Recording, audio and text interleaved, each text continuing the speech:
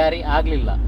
ಅದು ಪರಿಣಾಮಕಾರಿಯಾಗಿ ಜಾರಿಯಾದರೆ ನಮ್ಮ ಅರಣ್ಯ ಮೂಲ ಬುಡಕಟ್ಟು ಜನರು ವಾಸಿಸುವ ಪ್ರದೇಶಗಳಿಗೆ ಕುಡಿಯುವ ನೀರು, ಶಾಲೆ, ಅಂಗನವಾಡಿ, ಸಮುದಾಯ ಭವನ ಇಂಥದ್ದೆಲ್ಲವನ್ನು ಮಾಡಲಿಕ್ಕೆ ಕಾನೂನುಬದ್ಧವಾಗಿ ಅದರಲ್ಲಿ ಅಧಿಕಾರ ಇದೆ.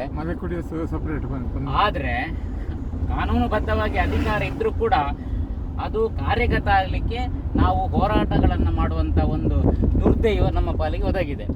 ಇಂಥದ್ದು ಆಗಬಾರ್ದು.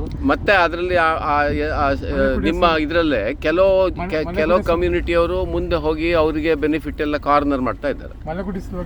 ಅದರಲ್ಲಿ ನಾನು ಹೇಳಿದಾಗೆ 52 ಸಮುದಾಯಗಳಲ್ಲಿ ಪ್ರಭಾವಿ ಟ್ರೈಬಲ್ಸ್ ಅಂತ ಕೂಡ ಇದ್ದಾರೆ. ಅವರು ರಾಜಕೀಯವಾಗಿ ಭಾರಿ ಮುನ್ನಡೆಗೆ ಬಂದು ಈ ರಾಜ್ಯದ MP ಸ್ಥಾನವನ್ನ MLA ಸ್ಥಾನವನ್ನ ಗಿಟ್ಟಿಸಿಕೊಂಡು ಅವರದೇ ಸಮುದಾಯವನ್ನ ಅವರು ಮೇಲಕ್ಕೆ ಎತ್ತಾ ಇದ್ದಾರೆ.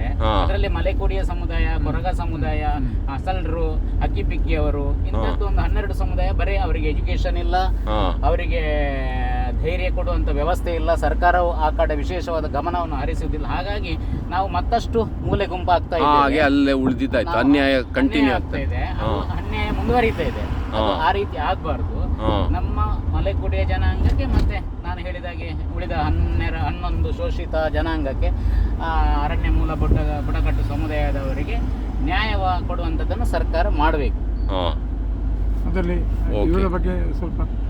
ಆಮೇಲೆ ಸ್ವಲ್ಪ ದಕ್ಷಿಣ ಕನ್ನಡ ರಾಜ್ಯದಲ್ಲಿ ಮಲೆಕುಡಿಯರು ಒಂದು ಹೆಚ್ಚು ಕಮ್ಮಿ ಒಂದು 12,000ದಿಂದ 15,000 ಮಧ್ಯೆ ಇದ್ದಾರೆ. ವೋಟ್ ಬ್ಯಾಂಕ್ ಎಲ್ಲ ಅಲ್ಲ, ನೀವೆಲ್ಲ ವೋಟ್ ಬ್ಯಾಂಕ್ ಅಲ್ಲ.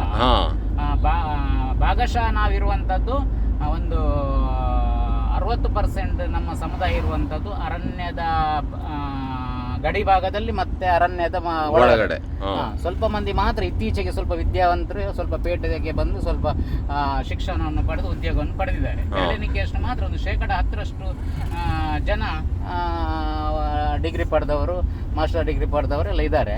ಉದ್ಯೋಗ ಪಡೆದವರು 5% 6% ಇರಬಹುದು ಸರ್ಕಾರಿ ನೌಕರರು. ಮತ್ತೆ ಕೆಲವೆಲ್ಲ ಸಣ್ಣ ಪುಟ್ಟ ಖಾಸಗಿ ಸಂಸ್ಥೆಗಳಲ್ಲಿ ಕೆಲಸ ಮಾಡುವಂಥದ್ದು ಇದೆ. ಬೇಡ, ಅದು ಮಾಡುವ, ಒಂದು ಸಿಕ್ಕಿದಾಗೆಲ್ಲ ಏನು ಕಂಟಿನ್ಯೂ ಮಾಡುವ ಅದನ್ನು. ಓಕೆ, ಆಯಿತು. ಸೊ ಶ್ರೀಧರ್ ಅವರು ಒಂದು 4 ಮಾತು ಹೇಳಿದ್ರು ಈಗ. Educating general public about problems of forest based tribals.